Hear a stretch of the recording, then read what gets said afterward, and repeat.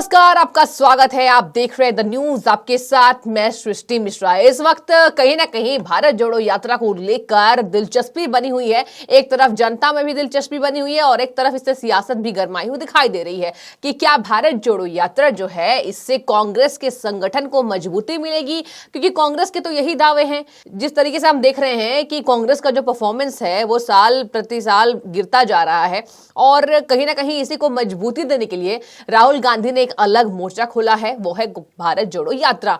तो कितनी सफल भारत जोड़ो यात्रा और इस बीच क्या क्या वो कठिनाइयां हैं जो कांग्रेस कहीं ना कहीं बिना किसी दावे के आरोप लगा रहा है। तो इस बीच कहीं ना कहीं आपको बता दें कि सियासत तो गरमाई हुई है, इस बीच कांग्रेस ने कई आरोप भी लगाए हैं। तो आपको आज मैं विस्तार से बताऊंगी कि किस तरीके से कांग्रेस में जो भारत जोड़ो यात्रा का नेतृत्व राहुल गांधी कर रहे हैं उसमें क्या क्या परेशानियां आ रही हैं और गांधी परिवार की तरफ से क्या कहना है, कांग्रेस क्या कह रही है और इसके साथ साथ कौन कौन से वो दावे हैं जो कांग्रेस कर रही है। क्योंकि कांग्रेस लगातार ये बोल रही है दर्शकों कि कहीं ना कहीं संगठन को मजबूती मिलेगी और कांग्रेस को बहुत ज्यादा आगे जो उसका परफॉर्मेंस है वो अच्छा हो जाएगा।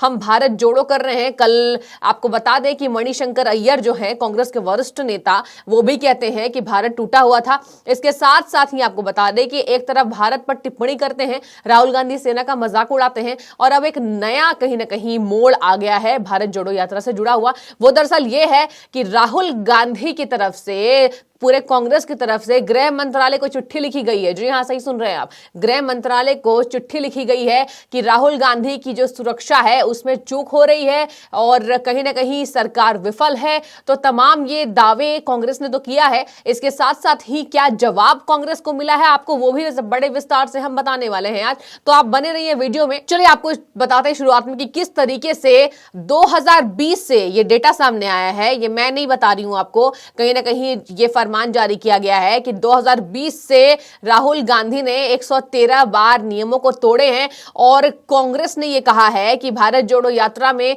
कहीं ना कहीं गृह मंत्रालय पर कांग्रेस ने आरोप लगाया है। कांग्रेस के जो बड़े नेता हैं, कांग्रेस महासचिव ने चिट्ठी में यह लिखा है कि जैसे जैसे यात्रा 24 दिसंबर को दिल्ली पहुंची उसके बाद कई बार राहुल गांधी की जो सुरक्षा है उसमें सेंध लगी हुई दिखाई दे रही है और दिल्ली पुलिस भीड़ को काबू करने और उनके चारों ओर के सुरक्षा के घेरे को मेंटेन करने में असफल रही है।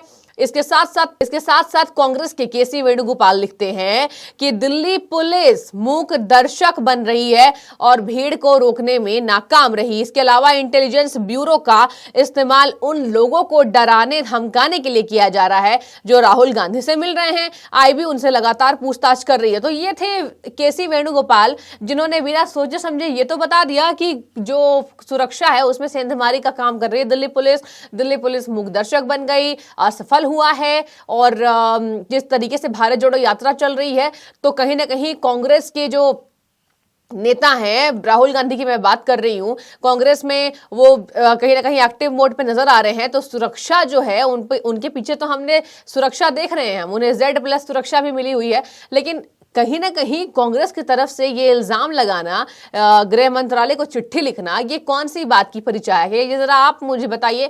क्योंकि लगातार आपको बता दें कि CRPF के मुताबिक ये बातें भी कही गई है कि संरक्षित व्यक्ति के लिए की गई सुरक्षा व्यवस्था तब ठीक काम करती है जब संरक्षित व्यक्ति और निर्धारित सुरक्षा गाइडलाइन का पालन करता है। यानी कि राहुल गांधी खुद ही गाइडलाइन का पालन नहीं कर रहे हैं। और आपको बता दें कि कहीं ना कहीं जिस तरीके से CRPF के द्वारा ये बातें सामने आ रही है तो कहीं ना कहीं मजबूरी है, क्योंकि राहुल गांधी की तरफ से कांग्रेस के तमाम संगठन की तरफ से यह आरोप लगाया जा रहा है कि सेंधमारी का काम कर रही है, दिल्ली पुलिस मूकदर्शक है। और इसके साथ साथ ही उन्होंने बताया है कि इस तरीके से CRPF ने कि जो व्यक्ति को सुरक्षा मिलती है उसकी भी भागीदारी तय होती है उसमें। ये नहीं बात होती है कि सुरक्षा आपको मिल गई तो आप नियमों का उल्लंघन कर सकते हैं। तो राहुल गांधी ने तो 2020 से लेकर अब तक 2022 का अंतिम साल होने वाला है, 2022 के अंतिम महीने में वो भारत जोड़ो यात्रा कर रहे हैं। तो 113 बार नियमों का उल्लंघन क्यों कर रहे हैं? अगर आपको नियमों का उल्लंघन करना है तो आप सुरक्षा क्यों मुहैया कराते हैं,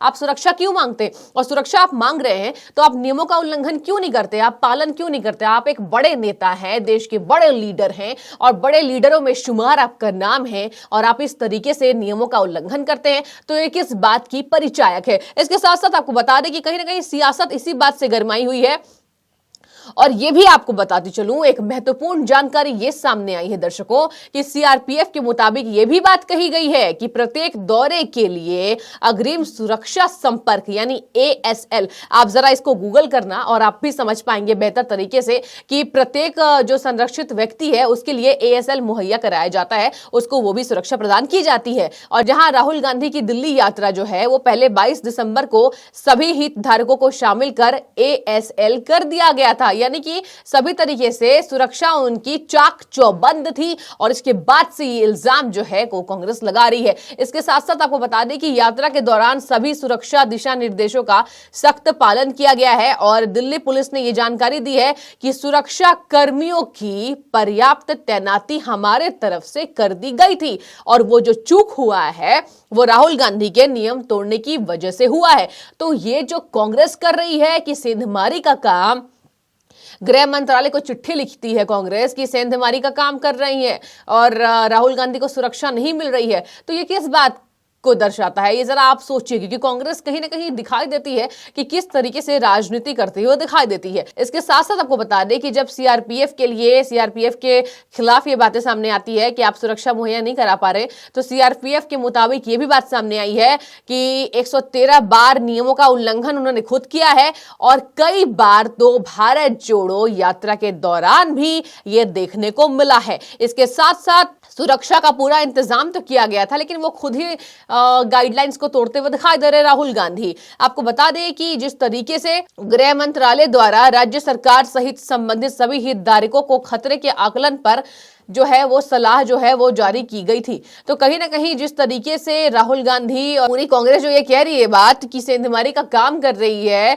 गृह मंत्रालय को चिट्ठी लिखा जा रहा है, दिल्ली पुलिस को मुखदर्शक बताया जा रहा है, तो कहीं ना कहीं ये कांग्रेस का काम है, ये पुरानी राजनीति उनकी सामने आ रही है। जनता ने भी कई बार आपको बता दें ट्विटर पर इसको लेकर सवाल भी उठाए हैं कि राहुल गांधी तो खुद नियमों का उल्लंघन करते हैं, तो वो फिर किस बात के आधारित ये बात कांग्रेस ये कहती है? केसी वेणुगोपाल चिट्ठी लिखते हैं कि सुरक्षा में सेंधमारी की जा रही है, राहुल गांधी की जान को खतरा है, तो कहीं ना कहीं ये बात दर्शाती है कि कांग्रेस की मानसिकता कैसी है। अब आप मुझे बताइए कमेंट में कि आप इस बात को किस तरीके से देख रहे हैं, क्योंकि सीआरपीएफ ने तो पूरा दावा किया है कि हमारे तरफ से पूरी तैयारी थी, कई सुरक्षा जवान भी वहां पर तैनात थे ड्यूटी के वक्त, और राहुल गांधी खुद ही नियमों को उल्लंघन कर रहे हैं। उन्होंने दिल्ली में भी ऐसा किया है, उन्होंने 113 बार नियम तोड़े हैं, तो पूरी जो हिस्ट्री है वो कहीं ना कहीं सीआरपीएफ निकाल के लेकर आई है और राहुल गांधी की पूरी हिस्ट्री सामने आई है कि 113 बार नियमों का उल्लंघन उन्होंने खुद किया है।